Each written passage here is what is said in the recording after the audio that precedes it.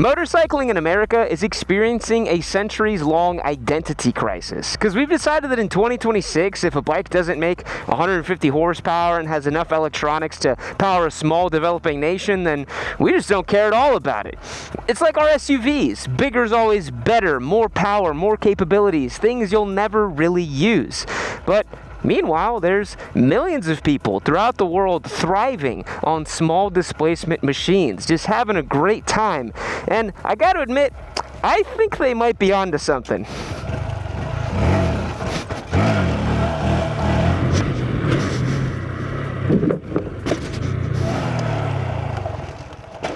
Because while we've been financing $20,000 adventure bikes to commute to our email jobs, the rest of the world is not.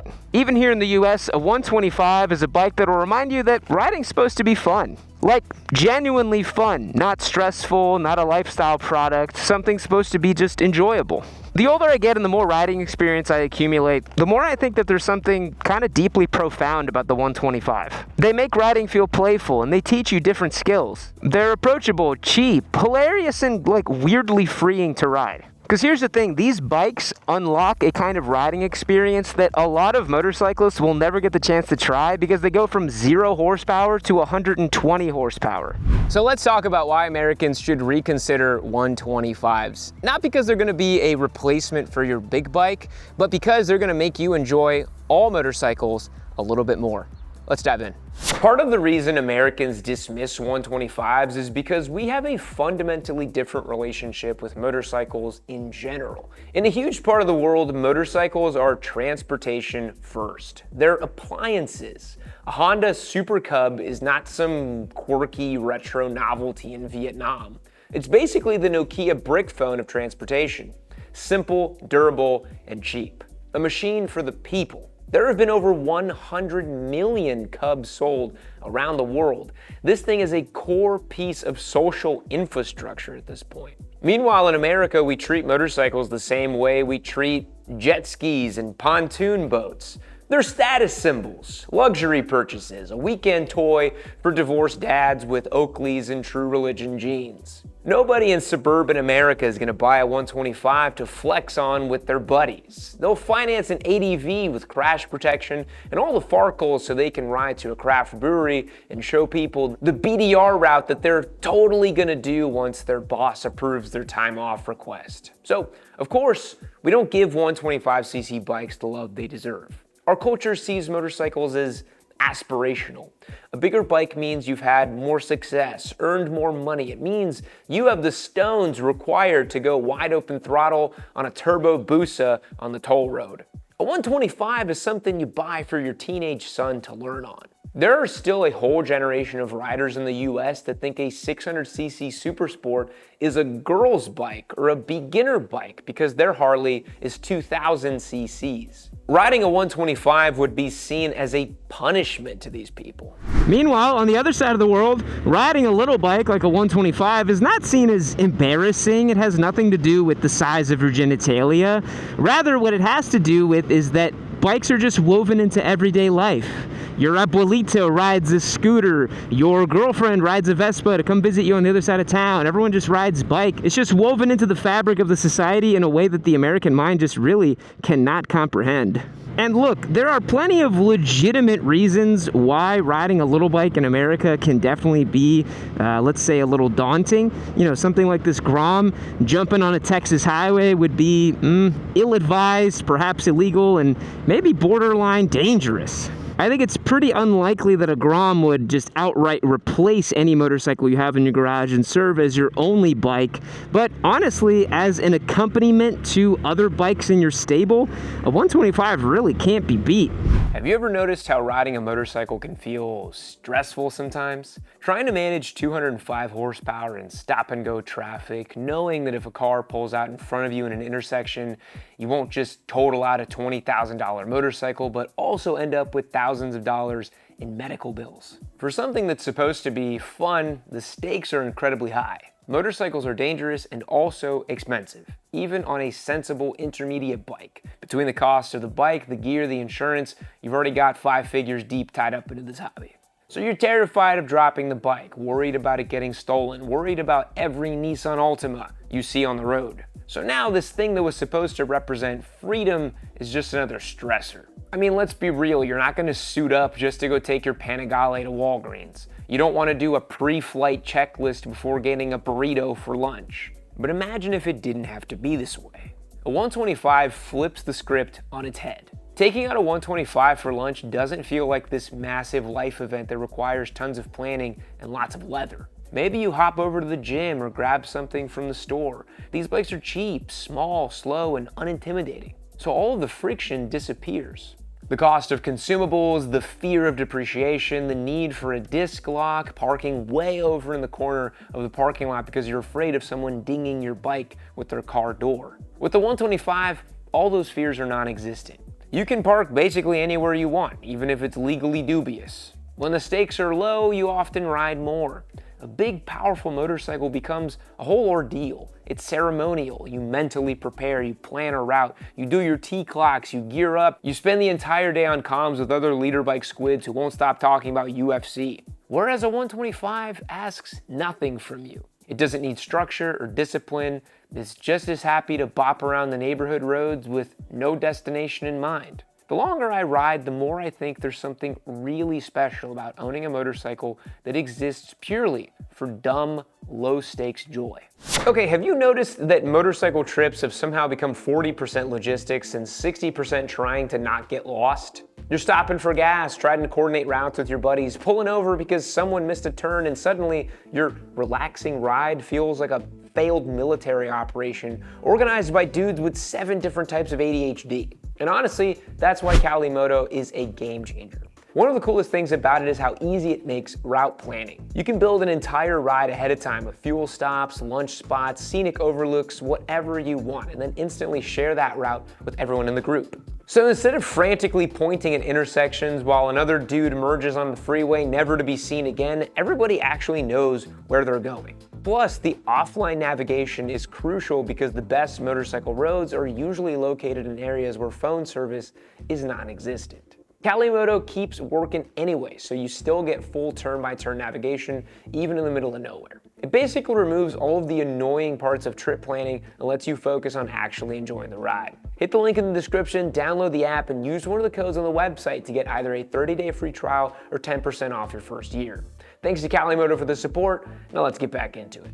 After a few rides on a 125, you're gonna start to feel your brain chemistry change. It's gonna alter what you consider to be fun on a motorcycle.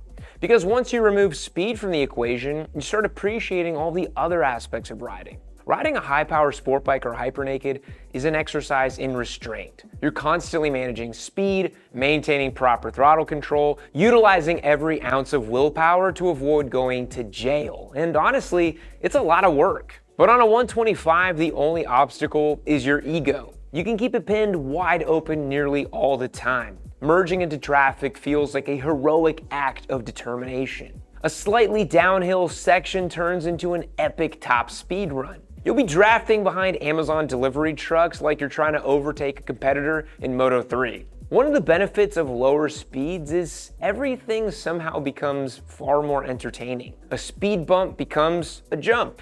An empty parking lot is a wheelie proving ground. The dirt trails in the unfinished housing development turned hobo encampment becomes an enduro course. It feels like you're a kid on a BMX bike again. You stop chasing speed and you start chasing smiles. That's exactly the reason why the Grom has exploded the way that it has. People realize motorcycling does not always have to be so serious. Some of the most fun you can have on 2 wheels involves practically 0 horsepower. Learning stunts, doing mini-moto racing, exploring simply for the sake of exploration. No ego, no flexing, not trying to one-up your buddies in the corners. I think a lot of riders, or just people in general, need that kind of attitude in their lives. Especially if we want to attract new people to motorcycling. Not all of this needs to be some kind of dick measuring contest. Motorcycles are supposed to be fun, they're supposed to be playful, and maybe they're supposed to be a little stupid too.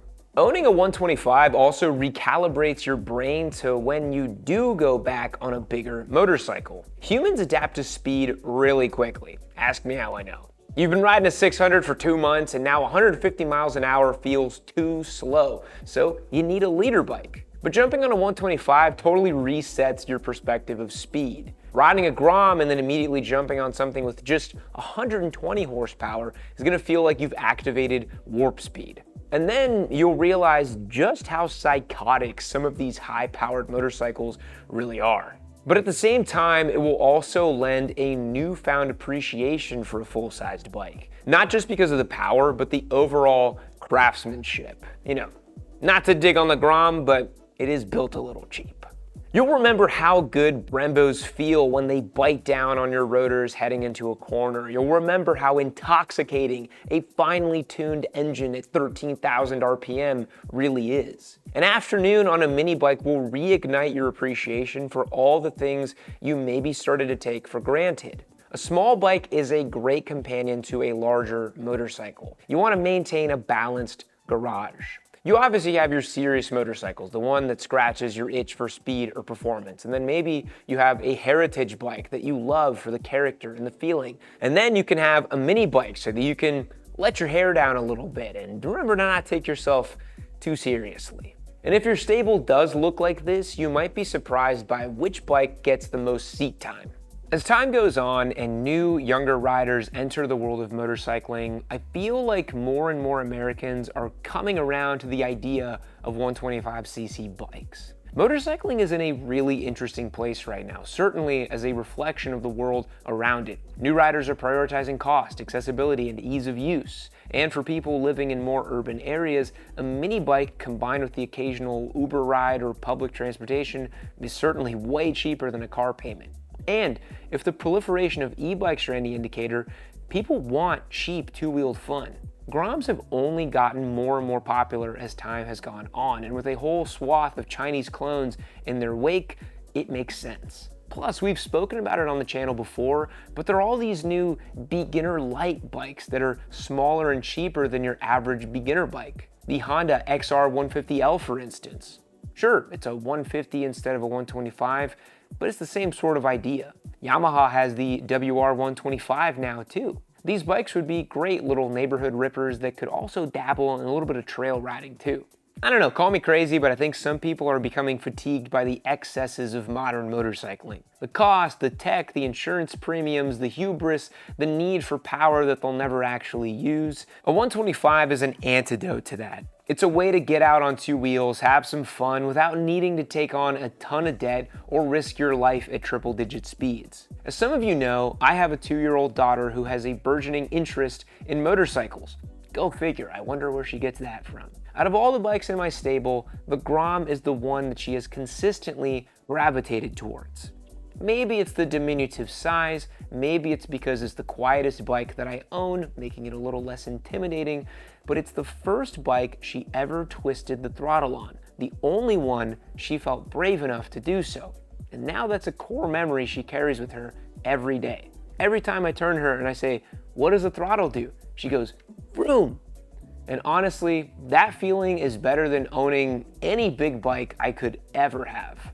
Look, at the end of the day, a 125 is never gonna be someone's dream bike. Nobody had a poster of a Super Cub in their room growing up. At least I don't think they did. But these humble little machines, they're not supposed to be halo bikes. They're not supposed to be dream bikes. That's kind of missing the point entirely. They represent an opportunity for ego death, to relinquish the desire to be the fastest rider in your friend group. That nibbling little desire in your heart for the latest and greatest and flashiest motorcycle. A 125 is all about just putting a big dumb grin on your face while you wear shorts and a half helmet and jump a curb in your local neighborhood. And personally, I'm all about it. Thanks for making it to the end of today's video. I really do appreciate it. If you want a further deep dive, we did an awesome video about how the Grom became kind of a global phenomenon and how it did kind of start right here in America. And if you're still watching the video this far along, something tells me that you might enjoy that one. Thanks again for watching. I'll catch you on the next one.